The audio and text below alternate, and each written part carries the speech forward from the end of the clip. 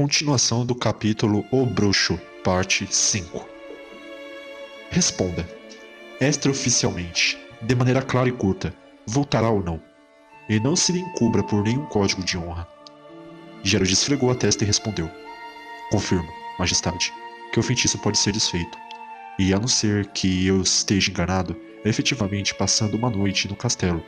Caso o terceiro canto do galo surpreenda a Estringe fora do sarcófago, o encanto estará quebrado, e é assim que se costuma agir com Estringes. Tão simples assim? Bem, não é tão simples quanto Vossa Majestade imagina. Em primeiro lugar, vai ser preciso sobreviver à noite em questão. Existem também variantes desse método, como passar 3 noites no castelo em vez de uma.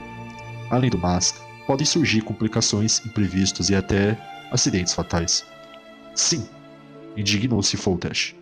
Algumas pessoas não se cansam de me falar disso. Segundo elas, o monstro deve ser morto, por ser um caso incurável.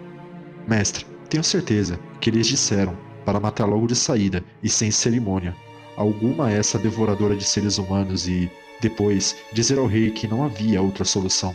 O rei não vai lhe pagar, mas nós pagaremos. Trata-se de um meio muito prático e barato, porque o rei mandará decapitar ou enforcar o bruxo, e o ouro continuará no bolso deles. E o rei mandará decapitar o bruxo assim, sem mais nem menos? Perguntou Geralt, fazendo uma careta. Foltest fixou Riviano nos olhos por um longo tempo. O rei não sabe, respondeu por fim. Mas o bruxo deveria levar em consideração essa possibilidade. Foi a vez de Geralt permanecer calado por um momento. Pretendo fazer tudo o que estiver ao meu alcance para preservá-la, respondeu em seguida. Mas, se as coisas saírem errado, defenderei minha vida, e Vossa Majestade também deve levar em consideração essa eventualidade. Foltest levantou-se. Você não me entendeu, disse. Não é esse o caso. É óbvio que você terá que matá-la, por imperiosa necessidade, independentemente de isso me agradar ou não, porque, se não o fizer, ela o matará, sem a menor sombra de dúvida. É um assunto sobre o qual não me pronuncio oficialmente, mas jamais castigaria alguém que a matasse em legítima defesa. Mas não permitirei que ela seja morta antes de esgotada todas as possibilidades de salvá-la. Já tentaram incendiar o castelo antigo, dispararam flechas em sua direção, cavaram buracos, prepararam armadilhas e laços, até o momento em que eu mandei enforcar algumas pessoas. No entanto, não é disso que se trata. Ouça-me, mestre. Sou todo ouvidos. Se entende bem, depois do terceiro canto de galo, não haverá mais uma Estringe. E o que haverá em seu lugar? Se tudo der certo, uma menina de 14 anos. De olhos vermelhos? Com dentes de crocodilo? Uma adolescente normal, só que... Continue. Normal fisicamente. E quanto ao aspecto psíquico? Cada dia um balde de sangue para o café da manhã? A coxa de uma donzela? Não psiquicamente. É difícil colocar isso em palavras. Creio que ela estará no nível de uma criança de 3 a 4 anos. Vai precisar de cuidados especiais por bastante tempo. Isso está claro, mas outra coisa me preocupa. O quê? Que aquilo possa reaparecer mais tarde. O bruxo permaneceu calado. Ah, disse o rei. Quer dizer que é possível. E o que deverá ser feito nesse caso? Se ela falecer após um desmaio de vários dias, seu corpo deverá ser queimado o mais rapidamente possível. Foltest assombrou-se. Mas creio que as coisas não chegarão a esse ponto, acrescentou Geralt. Para maior segurança, darei a Vossa Majestade algumas indicações no intuito de diminuir o risco. Já? Não é cedo demais, mestre? E se... Já neste instante, interrompeu-o o Riviano. Tudo é possível, Majestade. Pode acontecer que Vossa Majestade encontre na cripta uma menina desfeitiçada e, ao lado dela, meu cadáver. Realmente, apesar de minha permissão para você defender sua vida, a qual parece não dar a devida importância, trata-se de um caso bastante sério, e o risco é enorme. Por isso, é preciso que Vossa Majestade preste muita atenção. A princesa deverá portar sempre uma safira, de preferência uma inclusão, pendurada no pescoço numa fina corrente de prata, sempre de dia e de noite. O que é uma inclusão? É uma safira com uma bolha de ar no interior. Além disso, no quarto em que ela dormir, volta e meia deverão ser queimados na lareira alguns ramos de zimbro, guenista e aveleira. Agradeço-lhe os conselhos, mestre. Vou segui-los caso... Agora é sua vez de me ouvir com atenção. Se chegar à conclusão de que a situação é desesperadora, mate-a. Caso consiga desfazer o feitiço e a garota não for normal, se tiver a menor sombra de dúvida de que seu trabalho não foi concluído totalmente, mate-a. Não precisa ficar com medo, pois não lhe farei mal algum. Gritarei com você na frente dos outros, expulsá-lo-ei do castelo e da cidade, nada mais. Obviamente, não lhe pagarei a recompensa, mas talvez você consiga barganhar alguma coisa de... você sabe de quem. O rei e o bruxo ficaram em silêncio por um momento. Geralt, disse o rei pela primeira vez, dirigindo-se ao bruxo por seu primeiro nome. Sim, majestade. Quanto há de verdade naquilo que andam dizendo que a criança ficou assim porque Ada era minha irmã? Não muito. Um feitiço tem de ser lançado por alguém.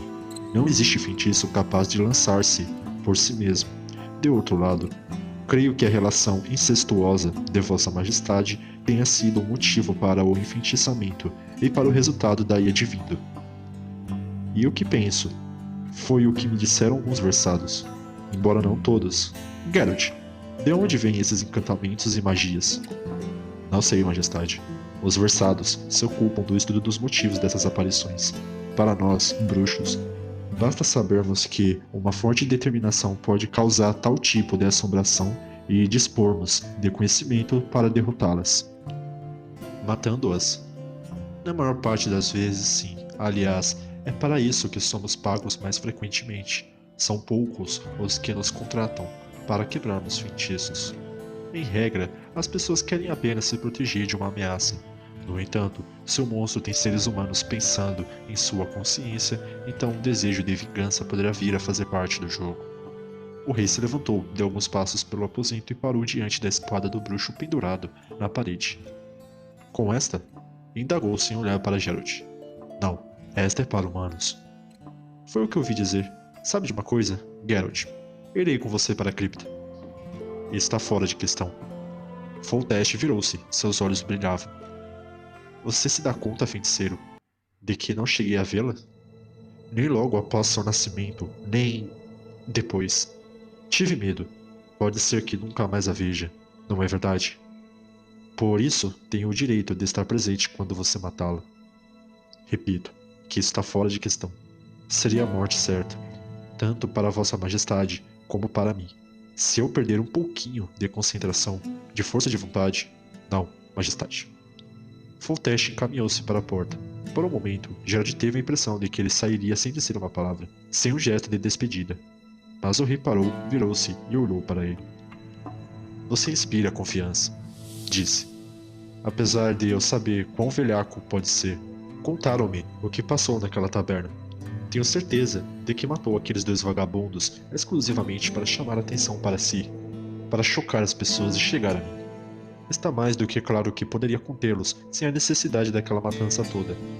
Nunca saberei se você está indo para salvar minha filha ou para matá-la. Mas aceito. Sou forçado a aceitar. E sabe por quê? Geralt não respondeu. Porque acho, continuou o rei, que ela está sofrendo. Estou certo. O bruxo olhou para ele com os olhos penetrantes. Não confirmou, não meneou a cabeça, nem fez gesto algum. Entretanto, Foltest compreendeu, sabia a resposta. Próxima parte do capítulo O Bruxo. E Geralt olhou pela janela do castelo pela última vez. Anoitecia rapidamente. Do outro lado do lago, tremulavam as pouco visíveis luzes de Wizin. Toda a área em volta do castelo se tornará um descampado, um cinturão de terra de ninguém que, nos últimos 6 anos, separava a cidade daquele lugar perigoso. Nada havia ali além de ruínas, vigas apodrecidas e restos de uma paliçada cheia de brechas que, ao que tudo indicava, não teria valido a pena desmontar e transportar para outro lugar. O próprio rei transferirá sua residência para o mais longe possível. No lado oposto da cidade, a corpulenta torre do novo castelo avultava à distância, tendo por fundo o escuro céu azul marinho. O bruxo olhou ao redor do cômodo, vazio e saqueado, e retornou à empoeirada mesa, junto da qual, lenta e calmamente, começou a se preparar. Sabia que dispunha de tempo. A Estríge não sairia da cripta antes da meia-noite. Sobre a mesa havia uma pequena caixa com guarnições metálicas. Abriu-a. Em seu interior, apertados em minúsculos compartimentos forrados de feno, encontravam-se diversos frasquinhos de vidro escuro. O bruxo retirou 3 deles. Levantou do chão um embrulho comprido, envolto em pele de ovelha amarrado com tiras de couro. Desenrolou-o, e dele tirou uma espada de punho lavrado. A lâmina era protegida por uma brilhante bainha coberta de fileiras de runas e símbolos místicos. O bruxo desnudou a lâmina, que brilhou como um espelho. Era de prata pura. Geralt sussurrou uma fórmula mágica e bebeu o conteúdo de 2 frascos, pondo a cada gole a mão sobre a empunhadura da espada.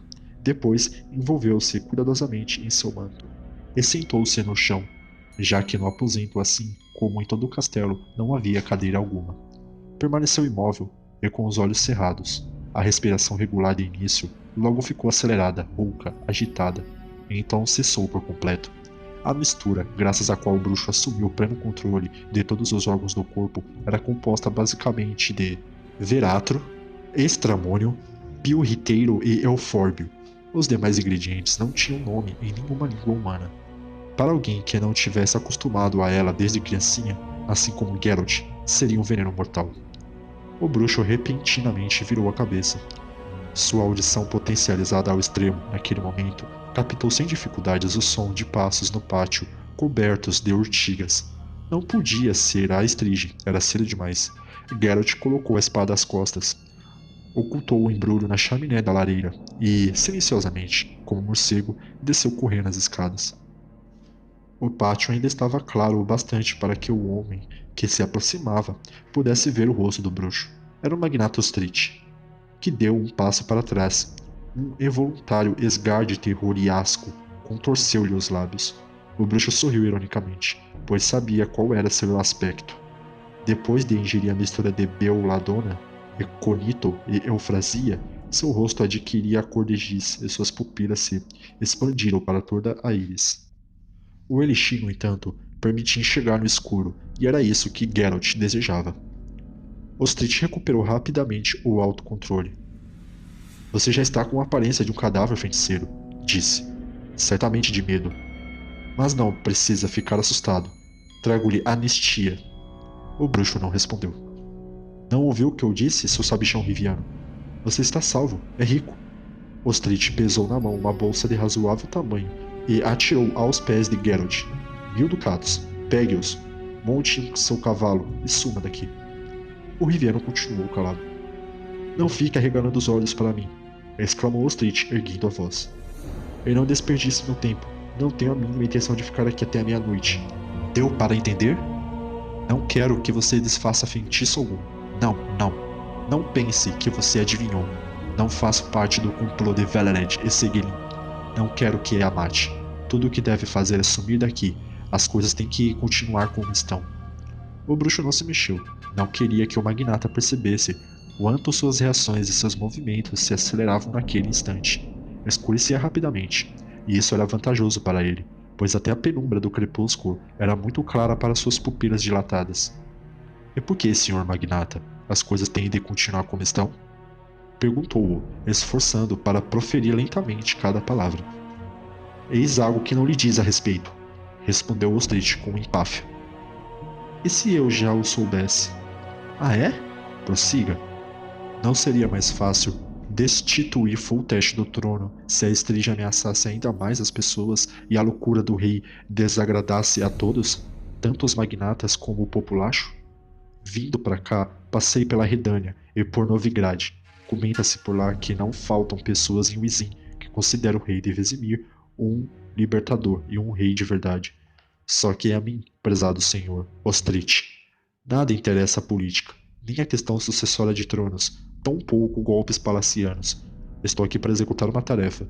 Será que nunca ouviram falar do sentimento de obrigação ou de simples honestidade? De ética profissional? Não sabe a quem você está se dirigindo, seu vagabundo!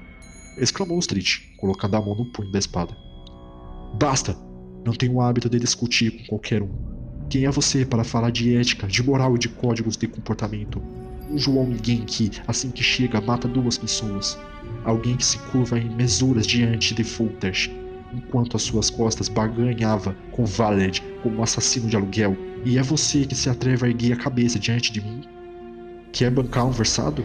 Um grande mago? Um feiticeiro? Você é um bruxo imundo. Suma daqui antes que lhe acerte as fuças com a lâmina da minha espada.